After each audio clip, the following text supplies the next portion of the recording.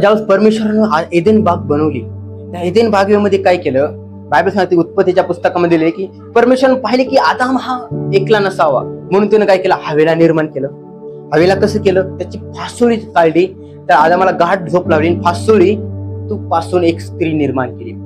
नंतर त्यांचं जे काय समागम झालं, परमेश्वर त्यांना भेटायचा, त्यांच्याशी गप्पा मारायचा, सगळ्या गोष्टी परमेश्वर करायचा रोज. पण त्यांच्याकडून चुका झाल्या, आज्ञेचं उल्लंघन झालं म्हणजेच पाप झालं त्यांच्याकडून. आपण जे म्हणतो ना पाप, म्हणजे आज्ञेचं उल्लंघन करणं म्हणजेच पाप, जे मी तुम्हाला नेहमी वारंवार सांगतो. तसं आदाम जो होता, आदामानं पहिल्या सुरत्या त्या स्त्रीनं आदामाचं ऐकलं नाही. कदाचित आदामानं सांगितलं असेल की हवा, परमेश्वरानं आपल्याला आज्ञा दिलेला आहे की ह्या झाडाचं, या बागेतल्या सगळ्या झाडांचं आपण फळ खाऊ शकतो, पण जे मध्यभागी जे झाड आहे त्या झाडाचं आपण फळ खाऊ नकोस. त्या झाडाचं फळ घेतलं, खाल्लं, तिला सौंदर्य बायबल सांगते खूप सुंदर होती, तरी पण सैतान म्हणला की तू परमेश्वराच्या प्रतिरूप, परमेश्वरा तू खूप सुंदर होशील. परमेश्वर सैतान तिच्याकडे चातुर्यानं आला, ज्ञानाद्वारे आला, ती सालच मनाने गेलं. तसंच आपल्या जीवनामध्ये पण त्याच गोष्टी होतात. त्यानं आपण आपलं लग्न होतं किंवा आपण आई बनतो, आपल्या जीवनामध्ये खूप दुःख असतात. आपल्याला वाटतं की आपण लग्न, ज्यावेळेस आपण आपल्या आई वडिलांच्या घरी असतो, खूप ऐशोआरामध्ये असतो, आपल्याला पण इच्छा असते की आपण ज्यावेळेस आपलं लग्न होईल त्यावेळेस आपल्या पतीने आपल्याला राणीसारखं सांभाळावं, आपल्याला प्रेम करावं आपल्यावरती, आपल्या घरावरती सासू सासऱ्यांवरती, सासू सासऱ्यांनी आपल्यावरती जास्त प्रेम करावं. ह्या तुम्ही जे विचार करता हे बरोबर आहे प्रियांनो. तुम्ही जे विचार करता त्या पद्धतीमध्ये तुमची विचार करणं चुकीची नाही, एकदम बरोबर आहे.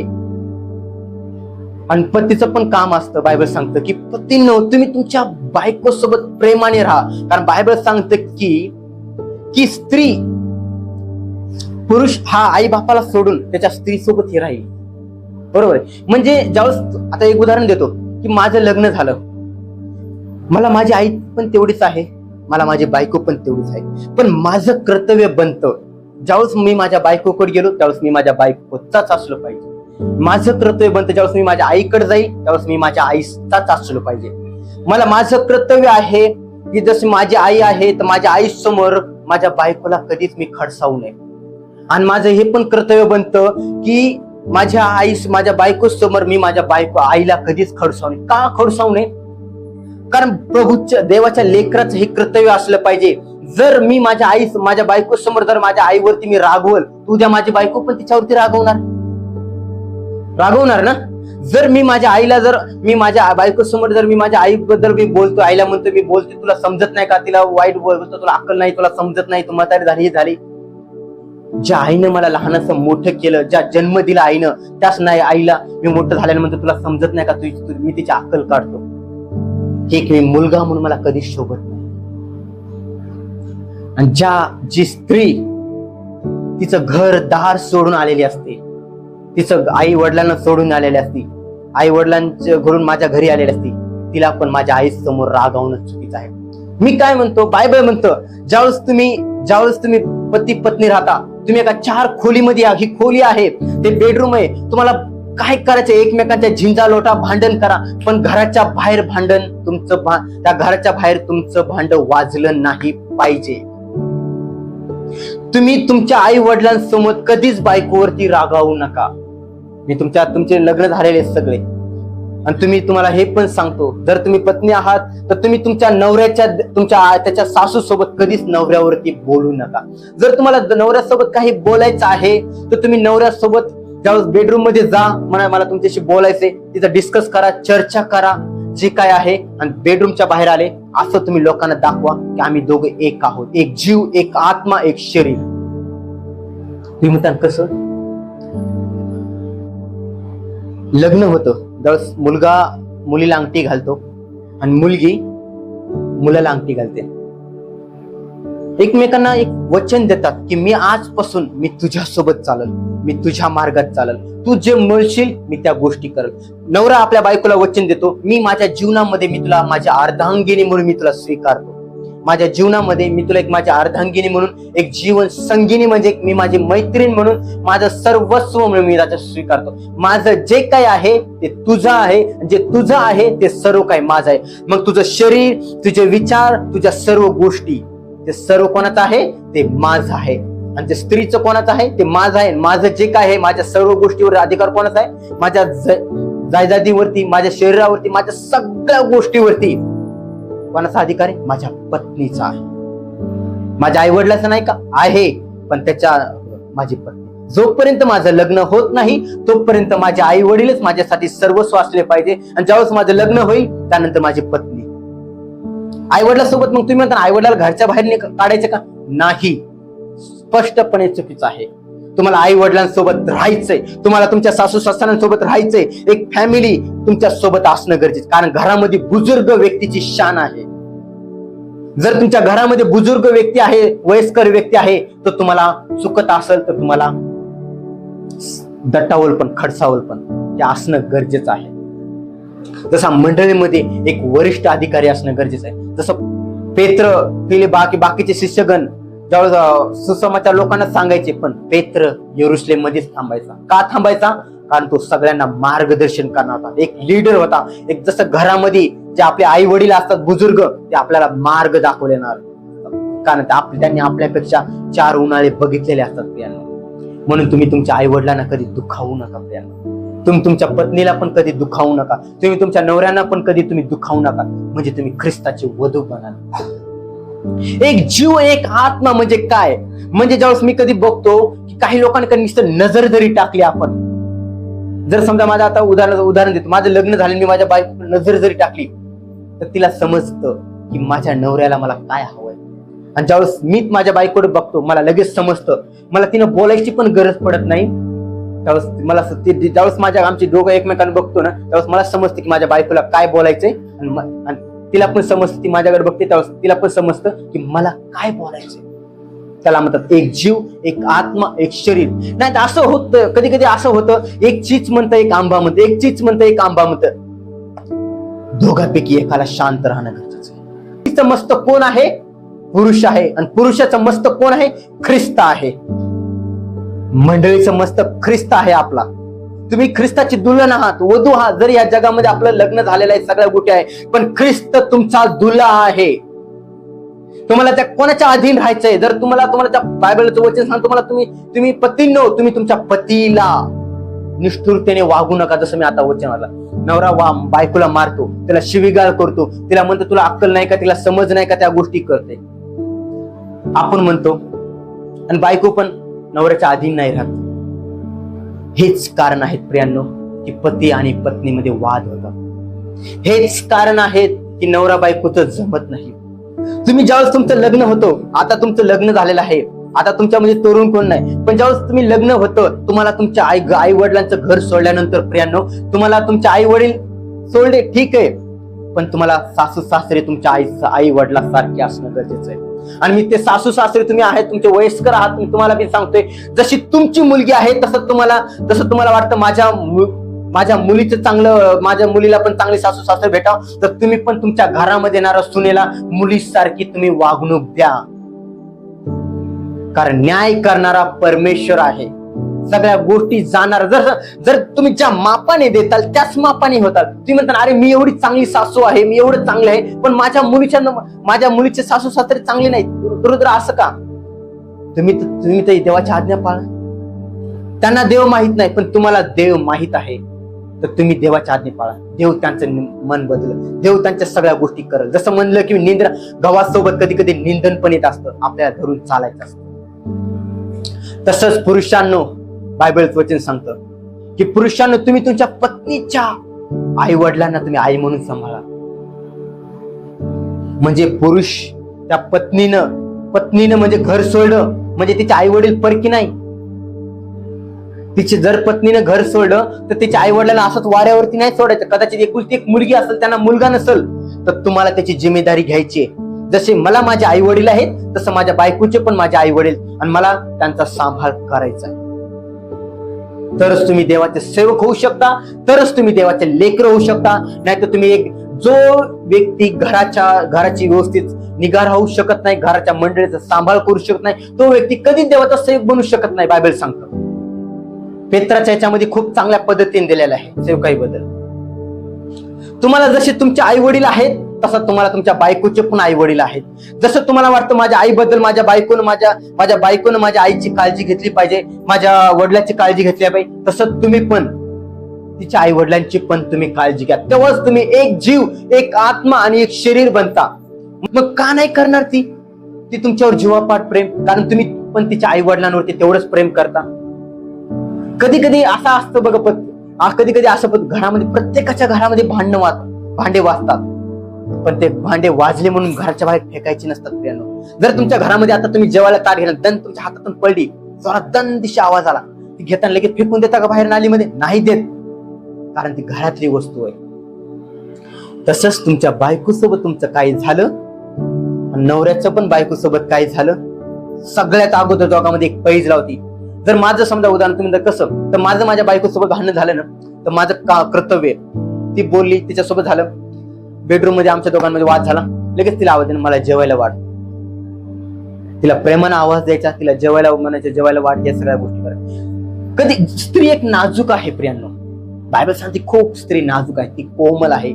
तिला तुम्ही पुरुषांना पण आवाहन करते की तुम्ही स्त्री नाजूक आहे, तिच्यासोबत तुम्ही निष्ठुरतेने वागू नका, तिला तिच्या भावना समजून घ्या, खूप कोमल आहे. जर तुम्ही, बायबल सांगते जी स्त्री घराला स्वर्ग पण बनवते आणि घराला नरक पण बनवते. सद्गुण स्त्री कोणाला लाभते? बायबल सांगतं जो धार्मिक पुरुष आहे त्याच व्यक्तीला. जी स्त्री परमेश्वराकडून लाभते ती सद्गुण स्त्री आहे. जर तुम्ही स्त्रीला जीव लावता तर ती महिला, ती पत्नी तुमच्या घराला स्वर्ग बनवल. मग तुम्हाला सासूंना पण मी विनंती करतो, तुम्ही तुमच्या सुनांसोबत चांगले वागा, सुनेंना वाईट बोलू नका. चुकते चुकू द्या, तुम्हाला वाईट बोलते बोलू द्या, जे काय होते होऊ द्या. पण जर तुम्ही तुमच्या नवरा बायकोंमध्ये तुम्ही हस्तक्षेप करताल तर तुमच्या मुलाचं परिवार असताना पण, चांगला असताना पण ते उद्ध्वस्त होईल. जर तुम्हाला काही बोलायचंय ना, जर तुम्हाला काही बोलायचंय तर तुम्ही तुमच्या पत्नी, तुमच्या लेकराशी बोला, बाळा तू असं करू नको, तशा गोष्टी करू नको. आणि मग नवऱ्यांनो, बायबलचं वचन सांगतं की नवऱ्यानं तुम्ही तुमच्या पत्नी समोर आई वडिलाला कधी खडसावू नका, रागावू नका. तुम्ही असं केलं तसं केलं. तुम्हाला जर काही बोलायचंय तर तुम्ही चार भिंतीमध्ये, बायको कुठं असेल तर त्यावेळेस तुम्ही आई वडिलाला सांगा, आई तू असं करू नको, वडील पिताजी तुम्ही असं करू नका, ह्या गोष्टी करू नका. तुम्ही त्यांना समजून सांगा, प्रेमाने सांगा. आणि वडिलांनो, तुम्ही तुमच्या मुलांना पण निष्ठुरतेने वागू नका, त्यांना चिरडी सांगू नका. जर तुम्ही तुमच्या मुलांना वाईट बोलताल तर तुमचे मुलं पण त्याच पद्धतीने वागतील.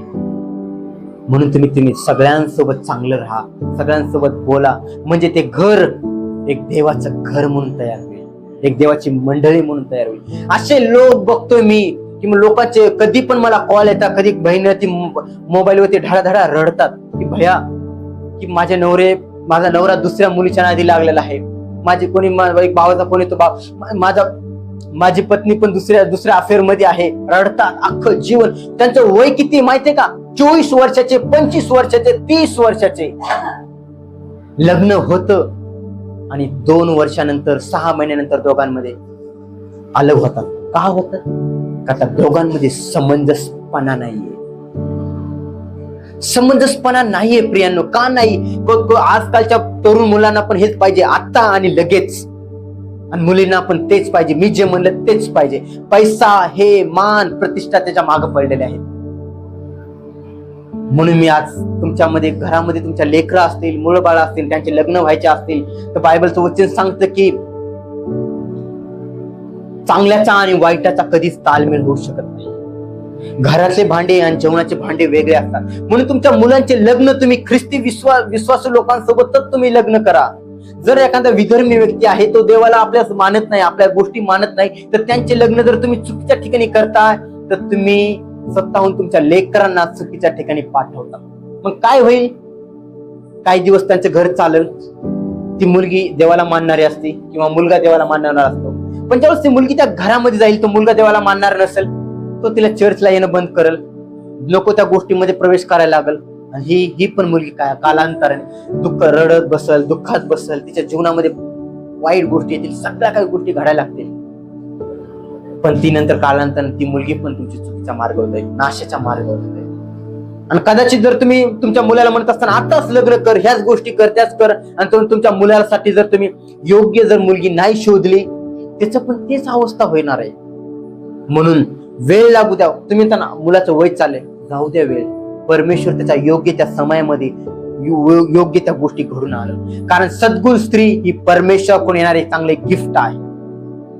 तुम्ही परमेश्वराकडे प्रार्थना करा, परमेश्वर तुमच्या मुलासाठी चांगली मुलगी देईल, परमेश्वर तुमच्या मुलीसाठी चांगला मुलगा देईल. पण उठलं सुटलं कोणाच्या पण हवाली तुमचं जे काळीज आहे त्याला कोणाच्या हाताली देऊ नका, त्याचा दुरुपयोग करेल. असे काही लोक आहेत, जसं ही पाण्याची बॉटल आहे, हे पाणी पितील आणि पाण्याची बॉटल फेकून देतील. तसेच तुमचे लोक तुमच्या मुलींचा, तुमच्या मुलाचा उपयोग करतील आणि फेकून देतील. लग्न होईल, एक महिना होईल, 2 वर्ष होईल, किंवा एखादं लेकरू होईल, नंतर त्या दोघांमध्ये जमणार नाही. कारण एक पूर्व दिशेला जातोय, एक पश्चिम दिशेला जातोय, पण त्या दोघांचा ताळमेळ होऊ शकणार नाही. कारण त्या दोघांच्या मधामध्ये ख्रिस्त असणं गरजेचं आहे. कारण ते 2 नसून 1 नसून 2 नसून तर 1 आहेत. बायबल सांगतो एक म्हणजे कसा, एक जीव, एक आत्मा आणि शरीर. कारण ज्यावेळेस ते 2, एक पत्नी वेगळं, एक मुलगा वेगळा आणि मुलगी वेगळी, ज्यावेळेस ते एकत्र होतात, ते एक जीव, एक शरीर, एक आत्मा बनतात आणि त्याच्यामध्ये ख्रिस्त वावरतो. ज्यावेळेस तुम्ही लग्न करता त्यावेळेस देवाचे, ज्यावेळेस तुम्ही लग्न मुलींसाठी, तुमच्या मुलासाठी मुलगी बघता, मुलीसाठी मुलगा बघता, त्यावेळेस देवाची उपस्थिती असणं गरजेचं आहे. तुम्ही देवाला विचारून सगळ्या गोष्टी करा, म्हणजे तुम्ही तुमचे लेकर चुकीच्या मार्गावरती जाऊन त्यांच्या लेकरांचा नाश होणार नाही. मी मागील 8 वर्षापासून मी बघतोय प्रियांनो, खूप कॉल येतात मला, खूप काही मुले अशा बहिणी आहेत, खूप रडतात माहितीये का. त्यावेळेस मी पण अक्षरशः माझं हृदय तुटतं, त्यांचे हृदय खोलतात. नेमकंच लग्न झालेलं असतं प्रियांनो. कोणी मी बघितलं, एक ती गुजरातवाली बहीण, ज्यावेळेस मला तिने कॉल केला फेब्रुवारी मी कॉल केला, फक्त 3 महिन्याची प्रेग्नेंट होती. वय किती तिचं माहिती आहे, फक्त 24 वर्षाची ती मुलगी होती. ज्या मुलीच्या अफेअर मध्ये होता, ज्या मुलीच्या प्रेमामध्ये पडला होता, त्या मुलीला पण माहित होतं की याचं लग्न झालेलं आहे आणि तिची बायको प्रेग्नेंट आहे, गर्भवती आहे, तरी पण ती त्याच्या सोबत राहतो. हे सगळ्यात मोठं घाण असं पाप आहे. एकामुळं, त्या एका पुरुषानं त्या तिची पण जीवन आयुष्य वाटोळ केलं आणि त्या दुसऱ्याचं पण केलं. नाशाचा वेळ दे. मी प्रार्थना केली आणि तिला म्हणलं, परमेश्वर म्हणतो तुला मुलगा होईल, काळजी करू नकोस, तू गर्भवती आहेस, तुला माझा परमेश्वर म्हणतो गर्भ खाली करू नकोस, ते पूर्ण असं पाप करू नको. जरी तुझा नवरा तुला सोडून गेलेला आहे, पण माझा देव तुला सोडून गेला नाही. माझा देव तुझ्या जीवनामध्ये बदल घडवल, पण तुला तुझ्या देवासाठी जगायचंय. आजपर्यंत तुला लोकांनी नाकारलं, तुझ्या आई वडिलांनी सोडून दिलं. माझं बायबल सांगतं की सगळं जग तुला सोडून जाईल, पण मी तुला कधी सोडणार नाही. तसं माझा देवाने तुला कधी सोडलं नाही. एक वेळा यायचं म्हणायचं, दादा मी गळ्याला फाशीचा घेते. त्यावेळेस मी तिला म्हणायचं, माझ्या बहिणी ते करू नकोस. जसं सैतानाच्या जाळ्यामध्ये अडकू नकोस. माझा देव तुला त्या जाळ्यातून बाहेर काढ, तुझं जीवन बदलून जाईल माझ्या बहिणी. तिला मुलगा झाला. मुलगा आता 2 महिन्याचा आहे. हे सगळ्यात मोठा परमेश्वराने तिच्या जीवनामध्ये प्रकट आहे. हे कोण करू शकतो? फक्त परमेश्वर करू शकतो. पण तिला त्यावेळेस त्या गोष्टी माहित नव्हत्या, पण आज तिला समजल्या. आणि आज ती म्हणती, जगू या मरू, मी माझ्या देवासाठीच हे काम करत. माझे मिस्टर येऊ नाही न येऊ, तिच्या नवऱ्याला गव्हर्नमेंट जॉब आहे, काही हो, तिचं शिक्षण झालेलं. तिला म्हणलं, तुझं शिक्षण झालेलं? म्हणजे हा. आता काय कर तू? म्हणलं, तुझ्या नवऱ्याचा विचार करू नको, येऊ न येऊ काय प्रॉब्लेम नाही. तुझं एकच ध्येय आहे, परमेश्वर, तुझं लेकरू. बस तुला तुझ्या लेकरासाठी जगायचंय आणि त्यानंतर परमेश्वर आहे. तू कष्ट कर, मेहनत कर, माझा परमेश्वर तुझ्या लेकराला आशीर्वादित कर आणि एक देवाचा दास म्हणून त्याला उभं करल. हे कोण करू शकतो? परमेश्वर. जर मला परमेश्वर तिच्या जीवनामध्ये पाठवलं नसतं तर प्रियानो काय झालं असतं? तिथं ती गेली असते, लेकरू पण नाही झालं असतं आणि अख्खा आयुष्य तिचं बरबाद झालं असतं. काही लोकांनी तिला सांगितलं की तू मरून जा, काही लोकांनी सांगितलं आत्महत्या कर, विष घे, कारण तुझ्यासाठी या जगामध्ये काहीच मार्ग नाही. कारण माझा देव मार्ग दाखवणार आहे, पण त्याच्यासाठी योग्य असा देवाचा लीडर, एक देवाचा सेवक असणं गरजेचं. प्रियांनो, तसेच तुमच्या जीवनामध्ये होत असतील गोष्टी. तुमच्या जीवनामध्ये पण आता कदाचित झाल्या असतील किंवा होऊन पण गेलेल्या असतील. तुमच्या मुलींच्या जीवनात असतील, तुमच्या मुलांच्या जीवनात असतील. कधी कधी मी असं बघतो, मुलगी लग्न करून जाते, तिला आई वडिलांचीच काळजी असते. माझ्या आईचं कसं होईल, माझ्या वडिलांचं कसं होईल, माझ्या भावाचं. तुझं कर्तव्य, तुझं लग्न झालं, जोपर्यंत तुझं लग्न झालं नव्हतं तोपर्यंत तुला तुझे आई वडील सर्वश्रेष्ठ होते. पण ज्यानंतर तुझं लग्न झालं, तुझ्यासाठी सर्वप्रथम एकच आहे तुझा नवरा. तुला तुझ्या नवऱ्याच्या अधीन राहायचंय. जर तो नवरा चांगला असेल, इमानदार असेल, देवाला भेऊन वागणारा असेल, तरच तो तुझ्या आई वडिलांची काळजी घे. नाही घेत, नको घेऊ दे, जगतील. पण तुझ्यामुळं तुझ्या आई तुझा संसार उद्ध्वस्त करू नकोस. आणि त्या आईला पण, त्या वडिलाला पण विनंती आहे, जर तुमच्या मुलीच्या जीवनात दुःख असतील, त्रास असतील, तुमचे जावई, तुमचे जे काय लोक आहेत ते जर व्यवस्थित तुमच्या मुलींची निगा राखत नसतील, त्यांना सांभाळत नसतील, मारहाण करत असतील, खूप त्रास असतात, होऊ द्या प्रियांनो, किती होऊ द्यायचा होऊ द्या.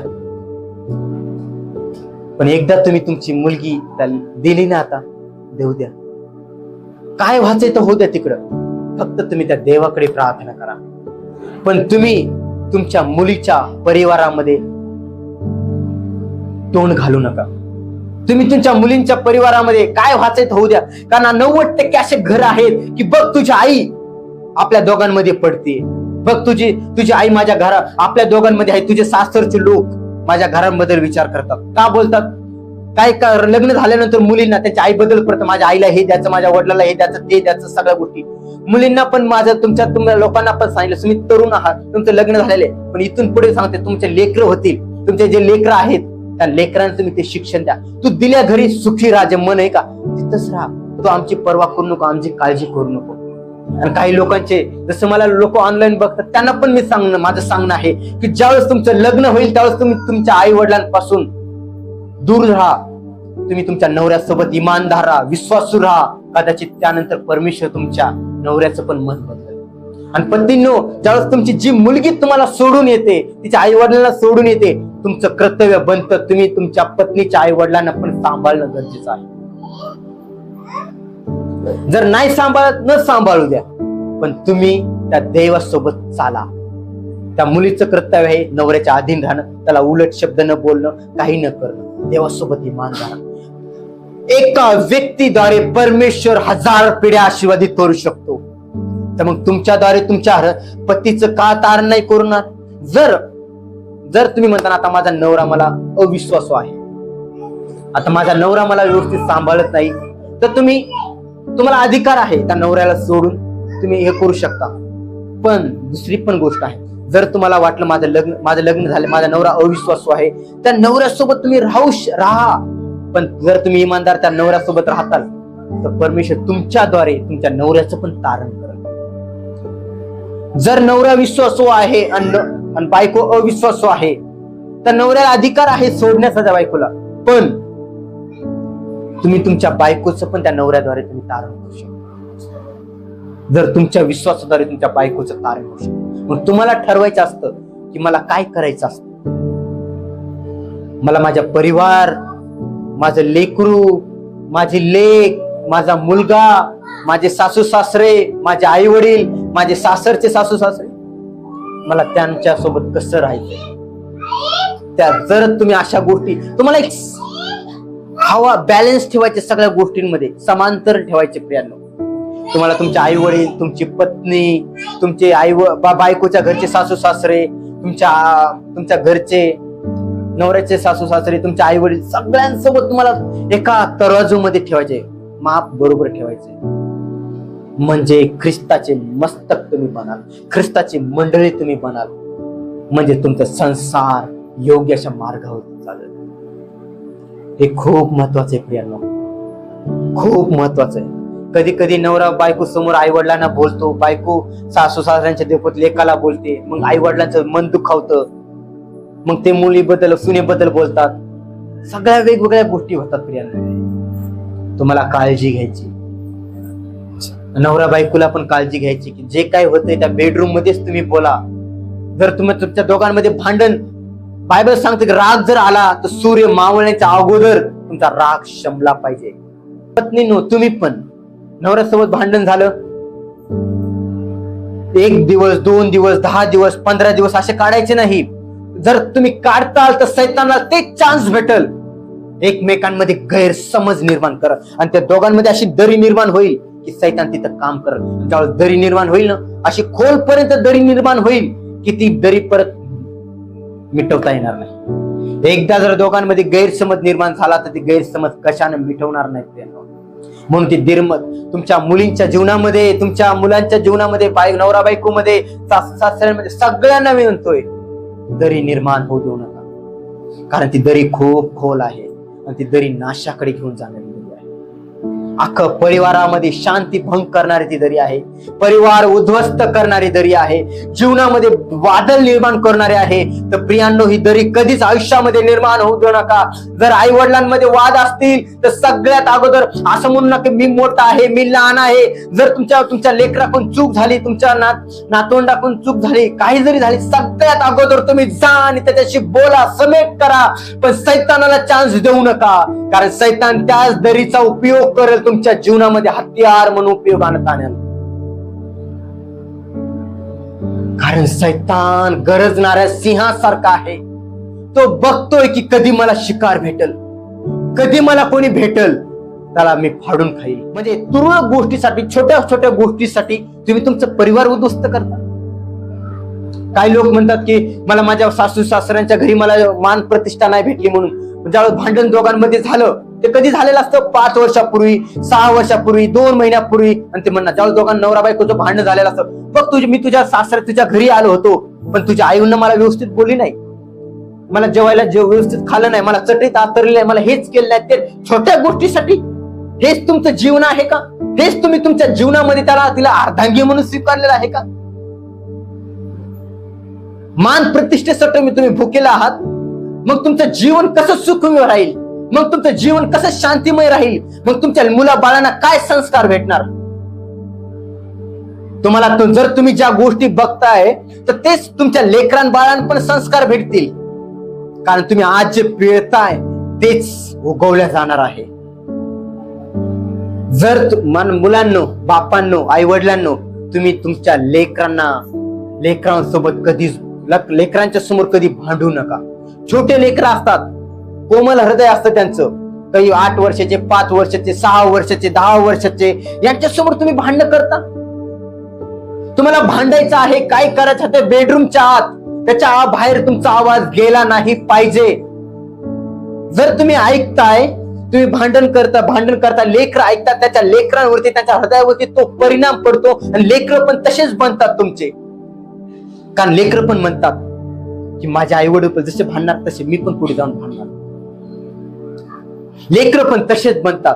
जसं घरामध्ये वातावरण असतं, घरामध्ये जर भांडण कुंडळीचं वातावरण असेल तर लेकर पण भांडणारे बनतात. घरामध्ये शांती करणारे असतील तर लेकर पण शांती करणारे बनतात. घरामध्ये जर देवपूजा करणारे लोक असतील, देवाची आराधना करणारे असतील, देवाला रोज पवित्र शास्त्र वाचणारे असतील तर लेकर पण पवित्र शास्त्राने जन्माला येतात.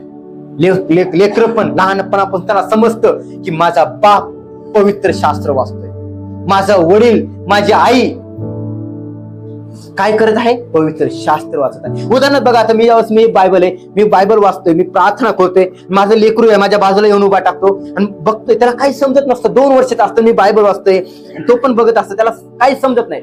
न समजू द्या ना, तो बघतोय पण पप्पा पप्पा पप्पा ते बघत बसतो. तो पण हातामध्ये घेतो, बघत बसतो. नंतर जसं जसं बघतो तो म्हणतो, विचार करतो माझे वडील लहानपणापासून काय करतात? पवित्र शास्त्र वाचतात. ज्यावेळेस मी गीत गातो, मी गायले सेना ओ का यहोवा, ज्यावेळेस गीत गायला तो पण गायला लागेल माझ्यावर, मी टाळ्या वाजवल्या तो पण टाळ्या वाजवेल. त्यावेळेस त्या लेकरांना योग्य असं शिक्षण भेटेल आणि त्यावेळेस पुढे जाऊन ते लेकरू कधी कोणाचं आयुष्य बर्बाद करणार नाही. कारण संस्कार देणं तुमच्या हातामध्ये आहे. जर तुम्ही शिवी देणारे बनणार, जर तुम्ही भांडण करणारे बनणार, तुमच्या लेकरांना पण हेच संस्कार जाणार. मग तेच लेकरू जाऊन पुढे जाऊन दारू पिणारा बनेल, एखाद्या वेश्येसोबत जाणारा बनेल, पत्ते खेळणारा बनेल, पैसा पाण्यासारखा उधळणारा बनेल. आणि ते पण एखादं जसं तुम्ही तुमच्या पत्नी नवरा बायकोमध्ये भांडण आहेत, तुमची मुलगी पण तशीच करणारी बनेल. लहानपणापासून त्यांना संस्कारच ते भेटलेले. संस्कार तुम्हाला द्यायचे काय? हे पवित्र शास्त्र त्याला शिकवायचे. तर लहान लेकरांना सांगितलं, बाळा पवित्र शास्त्र वाच, तुझा देव सर्व समर्थ असा परमेश्वर आहे, तो तारणार आहे, तो उद्धार करता आहे. जसं मी बघतोय की माझं लेकरू माझ्या बाजूला आहे, तो बोबडे बोलत असतो, तो बघतोय की लहानपणापासून या लेकरांनी मला बघितलंय, की मी पवित्र शास्त्र वाचताना त्यानं बघितलं की माझी आई प्रार्थना करते, माझे वडील प्रार्थना करतात, देवाची स्तुती करतात, काय करतात ते. तो पण माझ्या बाजूला एक दिवस येईल. जसं महिना झाला, दे झाला, नंतर बसणार तो. नंतर जसं वय वाढल तसं मी पण बसलो प्रार्थना, तो माझ्यासोबत तो पण माझ्या उपस्थितीमध्ये येईल. जसा येशू त्या परमेश्वराच्या उपस्थितीमध्ये असायचा, तसं तुमचे लेकर पण त्या देवाच्या उपस्थितीमध्ये येतील. जसा अब्राहम त्या देवाच्या उपस्थितीमध्ये बसायचा, तसं त्याचं लेकरू इसहाक पण देवाच्या उपस्थितीमध्ये बसायचा.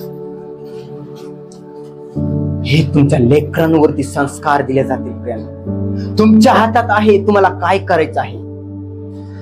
आजपर्यंत जे आयुष्य तुम्ही जगले असतील ते आता सोडून द्या. आता एक नवीन सुरुवात करा. तुम्ही नवरा असताल तर तुम्ही त्या पत्नी सोबत एक समेट करा. बायको असताल तर तुम्ही तुमच्या बायको सोबत नवऱ्यासोबत समेट करा. आई वडील असताल तर तुम्ही तुमच्या लेकरांसोबत तुम्ही समेट करा.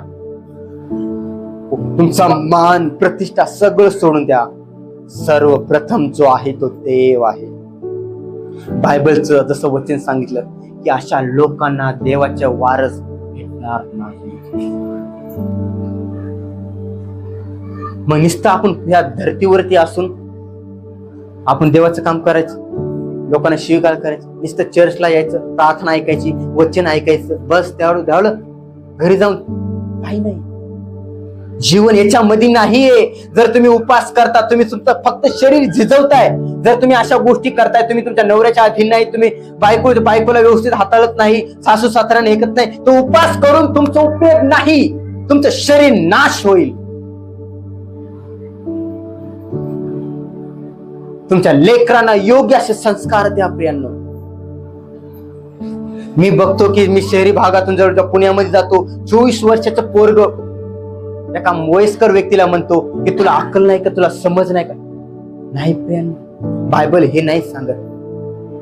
जसं मी मगाशी बोललो, गहू उगवलाय, गव्हासोबत निंदन पण उगवलंय, उगवू द्या. त्याला कापणी करू नका तुम्ही. कापणी त्या परमेश्वराला करू द्या. वाईट घडतंय घडू द्या, चांगलं घडतंय घडू द्या. जे काय होतंय ते देवाच्या हाती द्या. तुम्ही त्याचा न्याय करू नका. देव तुमच्यावरती प्रेम करतो. देवाला तुमची गरज आहे प्रेम. म्हणून अशा देवाने हे तुमच्यावरती वचन दिले. मला माहित नाही मी कित्येक लोकांचे मन दुखावले असेल याच्यामुळे. तुम्हाला वाटत असेल खूप कठीण आहे, खूप वेगळ्या गोष्टी. रुद्र, तुझं लग्न झालं तुला समजल. प्रियांनो, लग्न व्हायची तर दूर गोष्ट आहे, अजून तर खूप लांब आहे. पण प्रियांनो, मला ह्या बायबलमध्ये ह्या गोष्टी सांग. मी माझ्या देवासोबत चालणार आहे. तर बायबलचं वचन मला सांगतं, धार्मिकाला सद्गुण स्त्री भेटते. परमेश्वराकडून नीतिमानाला एक सद्गुण स्त्री भेटते. जसं नीतिसूत्राचं पुस्तकामध्ये दिलेलं आहे. सद्गुण स्त्री कोणाला लागते, कोणाला भेटते? अशा व्यक्तीला भेटते जो व्यक्ती देवाच्या पवित्र शास्त्रामध्ये रमतो. सद्गुण स्त्री कोणाला भेटती? जो व्यक्ती देवाच्या अधीन आहे. सद्गुण स्त्री कोणाला भेटती? जो व्यक्ती देवाला भिवून वागतो. नीतिसूत्राचं पुस्तक 18 अध्याय 22 वचन, ज्याला ग्रहणी लाभते त्यास उत्तम लाभ घडतो, त्यास परमेश्वराचा अनुग्रह प्राप्त होतो. याकोबानं बघितलं की तुम्ही याकोबाच्या ज्यावेळेस जुन्या करारामध्ये ज्यावेळेस बघतो, याकोब त्या राहेलवरती जीवाचा अपाट प्रेम करत होता, खूप प्रेम करत होता. त्यानं बघितलं की गेल्या तिथं चुंबन घेतलं, तिला गळा भेट केली. तिनं नंतर त्याचा जो बाप होता त्या बापाकडे म्हणला की तुम्ही मुलगी मला द्या तुमची. ते म्हणला 7 वर्ष तू काम कर. त्याने केलं, 7 वर्ष केलं, पण त्याला फसवण्यात आलं. बायबल सांगतं तिथं. आणि त्याच्या राहेलच्या जागा कोण आली? लेया आली. पण जेव्हा लेया आली तिथं, लेया आल्यानंतर परत ते म्हणलं तुम्ही मला फसवलंय. परत माझ्यासाठी 7 वर्ष केलं. बायबल सांगते त्याला 14 वर्ष त्यानं काढले. राहिलीसाठी 7, याच्यासाठी 7. पण 7 वर्ष त्याला काहीच नाही. कारण ज्यावेळेस मरता क्षणी तो कायच म्हणला माहितीये का? मला लेयाच्या कबरेमध्ये पुरा, राहेलच्या नको. का नको माहितीये का? राहेल ही माझ्या वासनेद्वारे आली होती, माझं प्रेम तिच्यावरती, पण माझ्यासाठी फक्त परमेश्वर जी होती ती लेया होती. राहेल नव्हती माझ्यासाठी. कारण परमेश्वर माझ्या जीवनामध्ये कोण दिली होती? लेया दिली होती, राहेल नाही प्रियांनो. आता तुम्हाला ठरवायचे, तुम्ही जिथं आहात, जसे आहात तसे तुम्हाला त्या परमेश्वराने दिल्या त्या घरामध्ये तुम्ही त्या घरासोबत राहा, इमानदार राहा. जशी तुमची सून आहे, जसं तुमचे सासू सासरा आहेत, जशी तुमची मुलगी त्या घरामध्ये राहू द्या त्या घरामध्ये. तुम्ही तुमच्या मुलीला तुमच्या घरामध्ये आणून साठवू नका. काय होईल? ते दोघांमध्ये दरी निर्माण होईल. फक्त तुम्ही त्या लेकरांसाठी, तुमच्या मुलीसाठी, त्या मुलासाठी प्रार्थना करा. तुम्ही तुमच्या मुलाच्या जीवनामध्ये, मुलीच्या जीवनामध्ये लुडबुडू नका प्रियांनो. त्या सासू सासऱ्यांना एक विनंती आहे माझी, कारण ज्यावेळेस मला असे फोन येतात, अक्षरशः माझं हृदय तुटतं प्रियांनो, खूप तुटतं. आतापर्यंत 30 लोक भेटले मला, खूप लोकांचे हृदय तुटले प्रियांनो. लोकांचं अख्खं आयुष्य गेलंय. मुली रडतात, काही मी बघतो लग्न झालेली स्त्री 2 वर्षाची 2 लेकरं आहेत, ती पण दुसऱ्या परपुरुषाच्या नादी लागते. ही वासना सगळ्यात भयंकर बंधन आहे. ती पुरुष पण तिला लेकरू होऊन, एक त्या बायको त्याला लेकरू झालेले, एक लेकराचा बाप आहे, तरी पण तो दुसऱ्या मुलीच्या नादी लागतो. तुम्ही तुमच्या पत्नी सोबत इमानदार नाही राहणार, तुम्ही तुमच्या बायको सोबत नाही राहणार, आणि तुम्ही म्हणता मला देवाची सेवा करायची, मला देवाचं काम करायचंय. एक पत्नी म्हणून तुम्ही देवासोबत इमानदार नाही, एक पत्नी म्हणून त्या पत्नी सोबत इमानदार नाही, एक आई, एक लेकरू म्हणून तुम्ही तुमच्या आई वडिलांसोबत इमानदार नाही, तर तुम्ही देवासोबत काय इमानदार राहणार? जर तुम्ही जगिक व्यक्तीसोबत इमानदार नाही, तर तुम्ही तुमच्या देवासोबत काय इमानदार राहणार? जे दिसतंय त्याच्यासोबत तुम्ही इमानदार नाहीत, जे दिसत नाही त्याच्यावर सोबत कसा विश्वास ठेवणार? म्हणून मी तुम्हाला म्हणतो, जे आहे त्याच्यामध्ये तुम्ही आता राहा. आता देव तुमच्या परिवाराला बदलल. तुम्ही प्रार्थना करा, तुम्ही सगळ्या गोष्टी परमेश्वर करा. तुमचं हृदय पाशवानमय हृदय त्या नवऱ्याच्या जीवनातून काढेल, बायकोच्या जीवनामधून काढेल, लेकरांच्या जीवनामध्ये. लेकर त्रास देतात, सगळ्या गोष्टी करतात, करू द्या. परमेश्वर बदल घडूल. मी बायबलचं शेवटपर्यंत बायबल वाचले, आणि त्यावेळेस लिहिलेले, देव सर्व गोष्टी बदलत आहे. परमेश्वर सगळ्या गोष्टींचा हिशोब घेईल. आता शेवटचं एक मी बोलतो, माझ्या वचनाला संपवतो. खूप मला वाटते खूप मी जरा वेगळ्या पद्धतीने बोललोय प्रियांनो, पण एक म्हणतोय, ज्यावेळेस येशू त्या जिथं कुठे गेला, पूर्णपणे परिस्थिती बदलली. ज्यावेळेस येशू त्या यरीहोच्या ठिकाणी गेला, त्याने बघितलं ते शहर शापित होतं प्रियांनो. त्या शहरामध्ये कसलाही उत्सव होत नव्हता, कसलाही जल्लोष होत नव्हता. आणि त्यावेळेस कोणीतरी सांगितलं, येशू तिथं जात आहे. आज मी तुम्हाला म्हणत आहे, तुमच्या घरामध्ये शांती नसेल, तुमच्या जीवनामध्ये बदल घडत नसेल, आज तुमच्या शहरामध्ये, तुमच्या घरामध्ये येशू तयार येत आहे. फक्त तुम्हाला आवाज देत आहे, प्रभू येशू, प्रभू येशू, प्रभू येशू, प्रभू येशू, माझ्यावरती दया कर. माझी परिस्थिती तू बदल. माझ्या बायकोच्या जीवनामध्ये बदल घडव, माझ्या नवऱ्याच्या जीवनामध्ये बदल घडव, माझ्या सासू सासऱ्यांच्या जीवनामध्ये घडव, माझ्या मुलींच्या जीवनामध्ये घडव. प्रभू येशू, आज ते शहर ते शापित बनलेलं आहे प्रभू, ते घर शापित बनलेलं आहे, पण माझा परिवार मी तुझ्या हाती देतोय. त्या परिवाराला आशीर्वादित कर. त्यावेळेस परमेश्वर म्हणलं, या त्याला माझ्याकडे घेऊन या, त्याला माझ्याकडे घेऊन या, माझ्याकडे घेऊन या. आणि त्यावेळेस तुमच्या परिस्थितीला तो लोक तुम्हाला घेऊन उचलतील. जे लोक तुम्हाला नाव बोट ठेवत होते, म्हणत होते, अरे हिच्या नवऱ्याला सोडून दिले, याची बायको हिच्या समोर नांदत नाही, याची सासू सासरे असे जे दारू पितात, हे गोष्टी करतात, या त्या चौकट त्या व्यक्तीला माझ्याकडे घेऊन या, कारण परमेश्वराने त्याला आवाज दिलेला आहे. जसं त्या बर्थमयला उचलून लोक घेऊन जातात येशूकडे, तसं लोक तुम्हाला म्हणतील, चल तुला येशू बोलत आहे, चल तुला येशू तुला आशीर्वादित करण्यासाठी बोलत आहे.